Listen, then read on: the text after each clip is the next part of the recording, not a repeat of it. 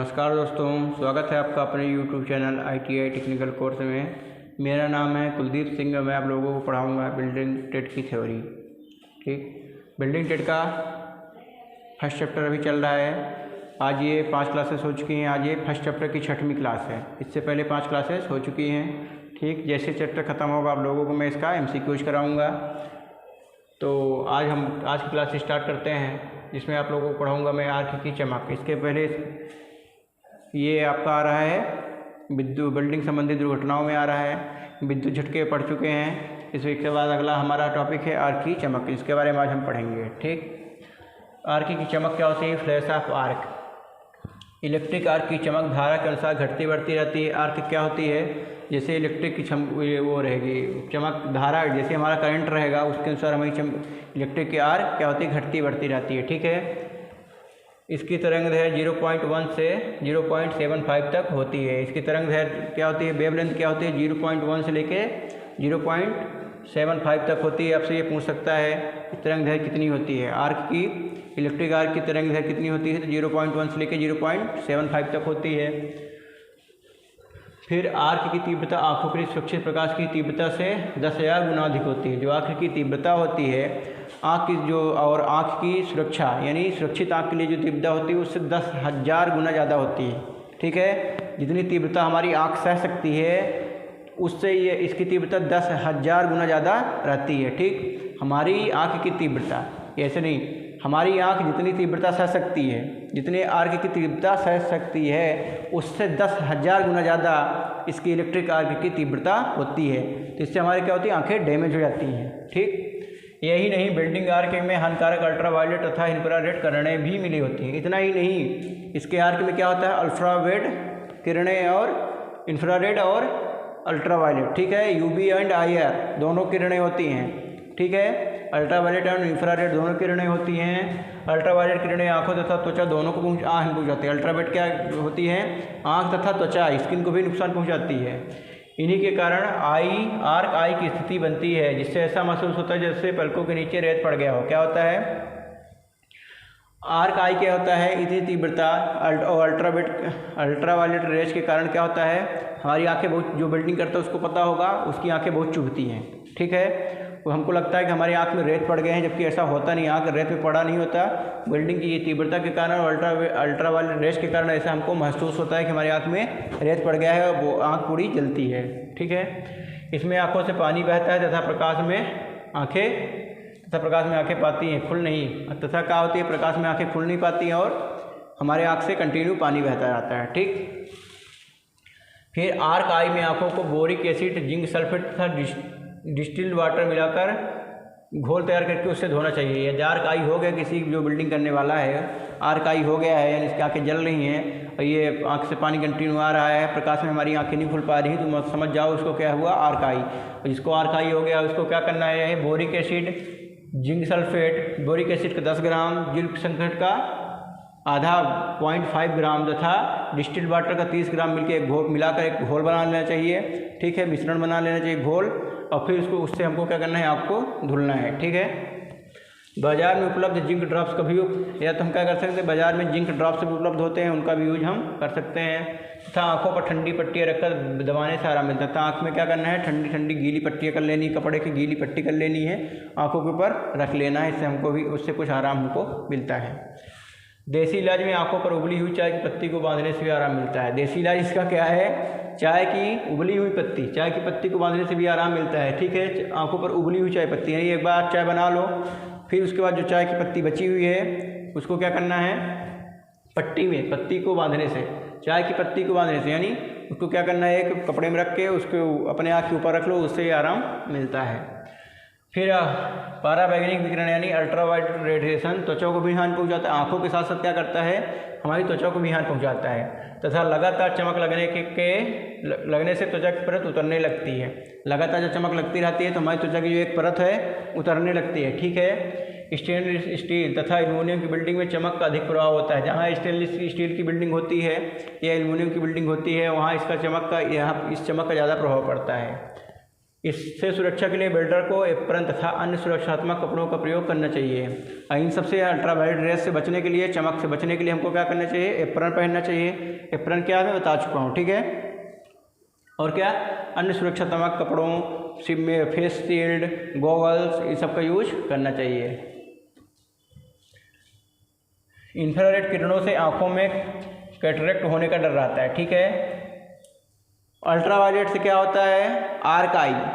Ultraviolet से arc आई और infrared से कौन सा रोग होता है? कैटरेक्ट, ठीक है। पूछ सकता है अल्ट्रावायलेट से क्या दिक्कत होती है? आर्क आई की। और इंफ्रारेड से क्या दिक्कत होती है? कैटरेक्ट की दिक्कत होती है, ठीक। अल्ट्रावायलेट किरणों तथा इंफ्रारेड किरणों से सुरक्षा के लिए उचित प्रकार का फिल्टर प्रयोग करना चाहिए। एक अच्छा फिल्टर 100% तक इन दोनों हानिकारक फिल्टरों को फिल्टर कर देता है, ठीक है। हमको क्या करना चाहिए? अच्छे तरह के फिल्टर को यूज करना चाहिए। आज की डेट पे ऐसे अच्छे फिल्टर मिल रहे हैं जो 100% हमको इनसे सेव कर देते हैं, ठीक है। हमको उन्हीं का प्रयोग करना चाहिए। फिर वेल्डिंग की परावर्तित किरणें या चमक से बचने के लिए, जो चमक है उससे बचने के लिए हमें क्या करना है? हेलमेट पहनना है, फेस शील्ड लगानी है, हैंड शील्ड, पोर्टेबल स्क्रीन तथा बिल्डिंग बूथ की दीवारें काले पेंट से पुती हुई होनी चाहिए, ठीक है। काले पेंट से दीवारें पुती होती हैं। काला पेंट आप लोग जानते हैं प्रकाश का अवशोषक होता है, तो यह प्रकाश को रिफ्लेक्ट नहीं करता, परावर्तित नहीं करता। तो जो वहाँ बिल्डिंग होती है उसकी दीवार कैसे होनी चाहिए? काले कलर से पुती होनी चाहिए, ताकि प्रकाश कम से कम परावर्तित हो और हमको कम से कम नुकसान हो, ठीक। फिर अगला है हमारा वेल्डिंग का धुआं। ये तो हो गया प्रकाश की तीव्रता, इंफ्रारेड और अल्ट्रावायलेट रेज के कारण होने वाले नुकसान। अब अगला है हमारा बिल्डिंग के धुआं से भी नुकसान होता है। जो बिल्डिंग करते हैं तो वहाँ पर धुआं भी निकलता है। तो धुआं से क्या नुकसान होता है यहाँ पर देखेंगे हम। बिल्डिंग प्रक्रिया के समय बिल्डर बिल्डिंग से उत्पन्न विभिन्न प्रकार की विषैली गैसों तथा दूषित धूल युक्त हवा में श्वास लेता रहता है, जिससे बिल्डर के स्वास्थ्य पर विपरीत प्रभाव पड़ता है ना। बिल्डिंग समय कैसी गैसें निकलती हैं? विषैली गैसें निकलती हैं, ठीक। जिससे और धूल युक्त वायु रहती है, तो इससे हमारे स्वास्थ्य पर, शरीर पर उल्टा प्रभाव पड़ता है, नुकसान हमको, हमारे शरीर को क्या करता है? नुकसान करता है। जिंक, सीसा, कैडमियम, बोरेलियम तथा तांबे के ऑक्साइड बहुत हानिकारक होते हैं। क्या होता है? जब इन्हें हम बिल्डिंग करते हैं, इनके जो ऑक्साइड होते हैं, जिंक के हो गया ऑक्साइड, सीसा के ऑक्साइड हो गया, बेरिलियम के हो गए या तांबे के ऑक्साइड होते हैं, बहुत ही हानिकारक होते हैं। वैसे भी बिल्डर के आसपास के क्षेत्र में नाइट्रोजन के ऑक्साइड, कार्बन मोनोऑक्साइड तथा कुछ फ्लोरोराइड का धुआं होता है, ठीक है। बिल्डर कैसा भी हो, उसके आसपास क्या रहता है? नाइट्रोजन का ऑक्साइड, कार्बन मोनोऑक्साइड और फ्लोराइड का धुआं। कार्बन मोनोऑक्साइड कार्बन डाइऑक्साइड से भी खतरनाक है। ये क्या है? CO है, ठीक है। ये कार्बन डाइऑक्साइड से भी बहुत ज़्यादा खतरनाक होती है। ये हमारे ब्लड में उपस्थित हीमोग्लोबिन से क्रिया कर लेती है, ऑक्सीजन को अंदर नहीं आने देती, यही चली जाती है अंदर और बहुत ही नुकसानदायक होती है, ठीक। इसके कारण बिल्डर का गला खराब हो सकता है। इससे होता क्या है? बिल्डर का गला खराब होगा, कफ होगा, सांस लेने में दिक्कत होगी, ठीक है। और लगातार कैडमियम या मेटल की वाष्प में श्वास लेने से बिल्डर को मेटल फीवर हो सकता है, ठीक है। मेटल फीवर कैसे होता है? कैडमियम या मेटल की वाष्प में श्वास लेने से, ठीक है। जहाँ पे वेल्डिंग होगी वहाँ पर वाष्प होगी, इनका धुआं उठेगा, उसी धुआं में लगातार सांस लेने से हमें क्या होगा? मेटल फीवर हो जाएगा। तो बिल्डर को स्वच्छ वातावरण देने के लिए बिल्डिंग बूथ का प्रयोग करना चाहिए। बिल्डिंग बूथ में हवा 0.5 मीटर पर सेकंड के वेग से जानी चाहिए। बिल्डिंग बूथ में क्या है? बिल्डिंग बूथ में हवा की स्पीड कितना हो चाहिए? 0.5 मीटर पर सेकंड। ये इंपॉर्टेंट है, ठीक है। बिल्डिंग बूथ का प्रयोग करना। बिल्डिंग बूथ यहाँ से लेके बिल्डिंग बूथ में हवा किस वेग से जानी चाहिए? 0.5 मीटर पर सेकंड के वेग से जानी चाहिए। तथा आर्क से उत्पन्न अल्ट्रावायलेट किरणें वातावरण के ऑक्सीजन को ओजोन में परिवर्तित कर देती हैं। जो अल्ट्रावायलेट रेज होती हैं, अल्ट्रावायलेट किरणें होती हैं, ठीक, ये क्या करती हैं? पराबैंगनी किरणें जो होती हैं क्या करती हैं? वातावरण में उपस्थित ऑक्सीजन को, यानी O2 को किस में चेंज कर देती हैं? ऑक्सीजन को ओजोन में परिवर्तित करती है। O2 हमारा ये है, ऑक्सीजन है, इसको किस में चेंज कर देती हैं? ओजोन में। ओजोन का होता है O3, ठीक है। अल्ट्रावायलेट रेज क्या करती हैं? O2 को O3 में चेंज कर देती हैं। यह है ओजोन। श्वास द्वारा अंदर जाने पर फेफड़ों पर, जब ओजोन गैस हम अंदर ले लेते हैं तो फेफड़ों पर विपरीत असर डालती है, फेफड़ों को डैमेज करती है, जिससे बिल्डर की कार्य करने की क्षमता बहुत तेज़ी से कम होती है। जब हमारा फेफड़ा सही काम नहीं करेगा तो हमारी कार्य करने की क्षमता कम होती जाएगी। फ्यूम तथा विषैली गैसों को बाहर निकालने के लिए फ्यूम एक्सट्रैक्टर का प्रयोग करना चाहिए, ठीक है। जहाँ बिल्डिंग हो रही है वहाँ से विषैली गैसों को निकालने के लिए फ्यूम एक्सट्रैक्टर एक यंत्र आता है, उसका यूज करना चाहिए। फिर फ्यूम तथा विषैली गैसों से सुरक्षा के लिए उपयुक्त युक्तियाँ प्रयोग करनी चाहिए, जिससे जो फ्यूम हो गया, विषैली गैस हो गए, विषैली गैस हो गई, उनसे सुरक्षा के लिए हमें क्या प्रयोग करना चाहिए? फिल्टर युक्त डस्ट रेस्पिरेटर। ठीक है, ऐसा रेस्पिरेटर जिसमें फिल्टर लगा हो और डस्ट को भी छानता हो, धुआं को भी छानता हो, ऐसे रेस्पिरेटर का यूज़ करना है, श्वसन यंत्र का यूज करना है। तथा शुद्ध वायु की बिल्डिंग स्क्रीन और श्वसन यंत्र का तरह तरह के युक्त आते हैं, उनको उपयोग हमको करना चाहिए। ठीक है, फिर अगला है आग तथा विस्फोट। अगला खतरा हमको कहाँ से है? यदि आग तथा विस्फोटक से। ठीक है, यदि बिल्डिंग क्षेत्र के आसपास कोई आग पकड़ने वाली वस्तु का भंडार है तो आग लगने का खतरा हमेशा रहता है। यानी बिल्डिंग जहाँ हो रही है वहाँ पर आग लगने वाली वस्तु नहीं होनी चाहिए, क्योंकि बिल्डिंग करते समय आप लोग भी जानते हैं चिंगारियाँ निकलती रहती हैं, तो चिंगारियाँ दूसरे तक पहुँच गई तो आग पकड़ लेगी। जहाँ बिल्डिंग कर रहे हैं वहाँ आग लगने वाली वस्तुएँ नहीं होनी चाहिए। ठीक है, कारखानों में बिजली के साथ सर्किट से कभी कभी आग लग जाती है, परंतु बिल्डिंग साहब में खुली ज्वाला में मेटल से, गर्म स्लैग से, स्पार्क से, इलेक्ट्रिक आर्क से या छिटकी हुई गर्म मेटल से आग लग जाती है ना। क्या होता है कारखाना में, क्या होता है, बिजली के साथ सर्किट से केवल आग लगती है, लेकिन जहाँ बिल्डिंग होती है वहाँ पर आग लगने के बहुत सारे कारण हो सकते हैं। जैसे शॉर्ट सर्किट भी हो सकता है, और खुली ज्वाला में उससे फ्लेम निकलती है, ज्वाला निकलती है, उससे हो सकता है। मेटल से, गर्म मेटल, उससे आग पकड़ सकती है। गर्म स्लैग क्या होता है, धातु जो पिघली होती है उसको क्या कहते हैं, गर्म स्लैग हो गया।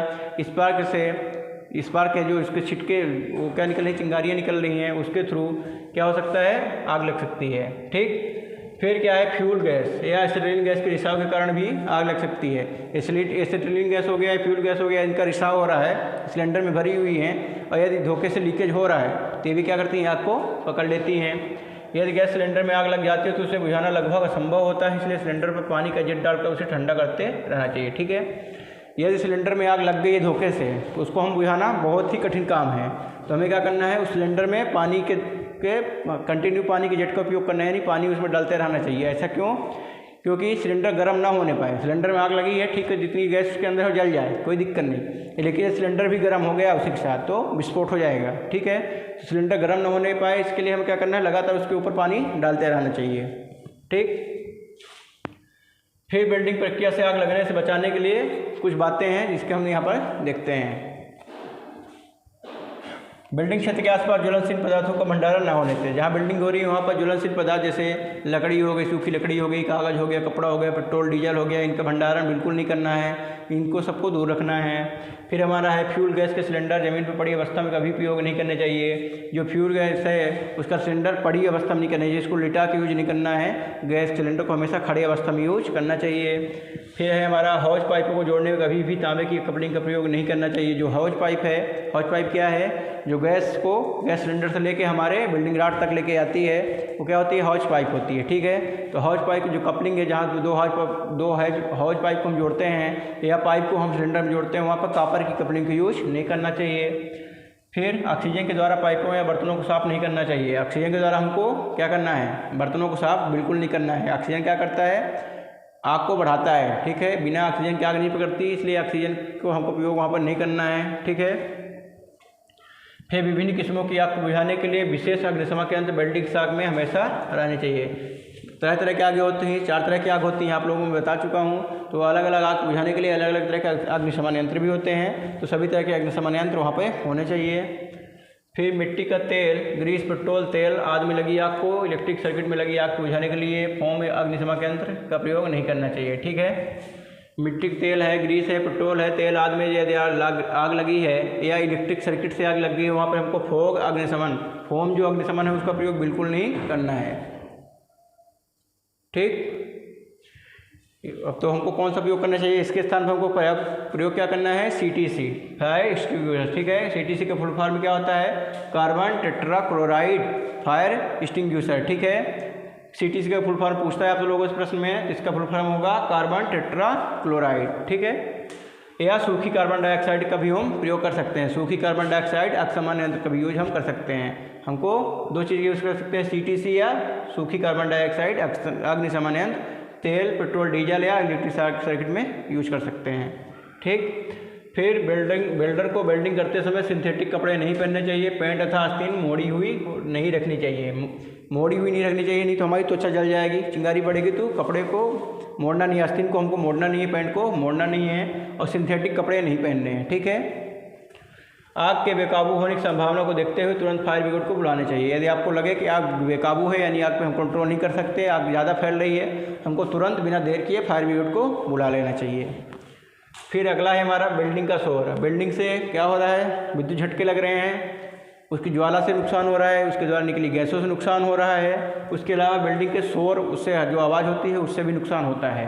ठीक, साधारणतः बिल्डिंग प्रक्रिया में होने वाला शोर बिल्डर के स्वास्थ्य के लिए अधिक हानिकारक नहीं होता, बहुत ज़्यादा शोर तो नहीं होता, लेकिन परंतु कार्बन डाइऑक्साइड, कार्बन तथा प्लाज्मा आर्क बिल्डिंग में बहुत अधिक शोर होता है। लेकिन कुछ बिल्डिंग ऐसी होती है जिसमें बहुत ज़्यादा शोर होता है, ये उसमें कौन से एयर कार्बन आर्क तथा प्लाज्मा आर्क बिल्डिंग में बहुत ज़्यादा शोर होता है।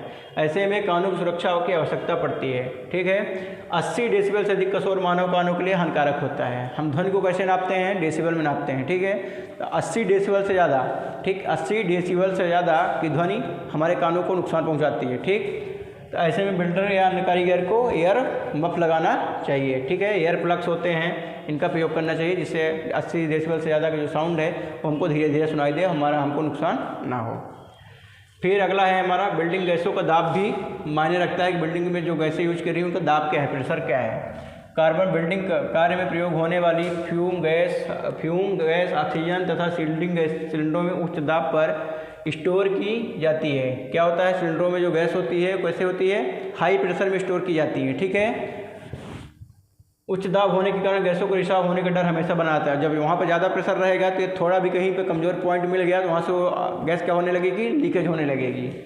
यदि वाल्व फेल हो जाए और गैस तेज़ी से बाहर निकलने लगे तो रॉकेट के सिद्धांत पर सिलेंडर किसी भी उपकरण या व्यक्ति से टकराकर दुर्घटना का कारण बन सकता है। ठीक है, यानी सिलेंडर के ऊपर जो वाल्व लगा हुआ है, यदि धोखे से लीकेज हो जाए और वहाँ से गैस तेज़ी से निकलने लगे तो वहाँ पर क्या होगा, रॉकेट सिद्धांत यूज करेगा। रॉकेट सिद्धांत क्या कहता है कि जितनी तेज़ी से बाहर निकलेगा उतनी तेज़ी से पीछे वाली चीज़ को भी पीछे धकेलता है। इसमें क्या होगा, सिलेंडर हमारे इधर उधर घूमने लगेगा। ठीक, और किसी भी व्यक्ति को से टकरा कर उसको दुर्घटनाग्रस्त कर सकता है, चोटिल कर सकता है। और यदि सिलेंडर फ्यूल गैस का हो तो आग लगने, और यदि सिलेंडर फ्यूल गैस का है, ठीक है, ईंधन गैस का है, LPG CNG वगैरह है, तो ये क्या है, आग लगने की संभावना बनी रहती है। ठीक, ऑक्सीजन सिलेंडर को प्रयोग करते समय इस बात का ध्यान रखना चाहिए कि उसके आसपास कोई भी ज्वलनशील पदार्थ ना हो। ऑक्सीजन सिलेंडर जहाँ पर रखा हो वहाँ पर अन्य कोई भी ज्वलनशील पदार्थ नहीं होना चाहिए। ऑक्सीजन का रिसाव होने पर यह ज्वलनशील पदार्थ विस्फोट के साथ जलना प्रारंभ कर देता है। ऑक्सीजन का जैसे ही यह रिसाव होगा तो ज्वलनशील पदार्थ जो वहाँ पर रखा होगा, यदि रखा है तो ऑक्सीजन के संपर्क में आते ही क्या आग पकड़ लेगा। ठीक, सिलेंडर चेक करने के लिए उसमें साबुन का घोल लगाने से गैस रिसाव का पता चल जाता है। ठीक है, जहाँ से आपको लगता है कि यहाँ पर गैस रिस सकती है वहाँ पर साबुन का घोल हम यदि उसे वहाँ पर गिराएंगे तो वहाँ पर बबल्स बनेंगे। ठीक है, तो उससे हम पता लग जाएगा कि रिसाव हो रहा है कि नहीं हो रहा है। यदि बबल्स बन रहे हैं मतलब रिसाव हो रहा है। ठीक है, फिर हमारा है backfire, flash back, shielded metal arc welding में सुरक्षा सावधानियाँ। अब ये लंबा चैप्टर है, ठीक है, जिसके बारे में अभी 1 से 2 क्लासेस और होंगी, इसकी लगभग 2 क्लासेस और होंगी जिसमें मैं आगे का पढ़ाऊँगा। ठीक, ज़्यादा लंबी क्लास नहीं करना चाहते, थोड़ा थोड़ा पढ़ो आप लोग, आराम से पढ़ो, रिलैक्स मोड में पढ़ो और समझ के पढ़ो। इसलिए मैं ज़्यादा लंबी क्लास नहीं लूँगा। आप 1 साल का समय है तो बहुत ज़्यादा समय होता है, थोड़ा थोड़ा करके पढ़ाएंगे, आप लोगों को समझ में भी आ जाएगा और कोर्स भी कंप्लीट हो जाएगा। ठीक है, तो हम आराम से ही पढ़ेंगे। ठीक, तो आज के लिए इतना ही, फिर आपसे लोगों से मिलेंगे आगे के टॉपिक के साथ। तो आज अपनी क्लास हम यहीं पर एंड करते हैं। ठीक है, तो आज का टॉपिक कहाँ तक था, गैसों का दाब तक। ठीक है, कल पढ़ाएंगे हम आप लोगों से बैक फायर। तो आप लोगों से हम कल कहाँ मिलेंगे, बैक फायर से मिलेंगे। इसके पहले का आप लोग रिपीट कर लीजिएगा। ठीक है।